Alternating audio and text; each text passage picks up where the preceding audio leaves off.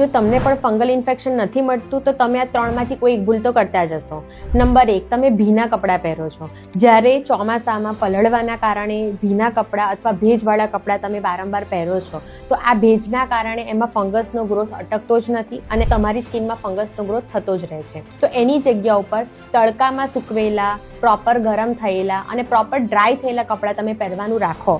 અને જો fungal infection થતું હોય તો એ વાતનો આગ્રહ રાખો કે કપડાં તમારા તડકામાં વધુ તપે.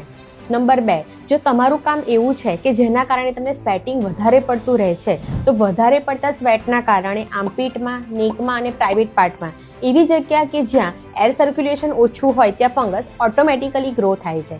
તો આ કન્ડિશનમાં તમારે પ્રોપર હાઇજીન રાખવી જરૂરી છે. તો આવા પાર્ટમાં તમે રેગ્યુલર ડસ્ટિંગ પાવડરનો યુઝ કરી આ પાર્ટને ડ્રાય રાખો. દિવસમાં 2 કે 3 વખત કપડાં ચેન્જ કરવાનું રાખો, નહાવાનું રાખો અને સુતરાઉ કપડાં પહેરો.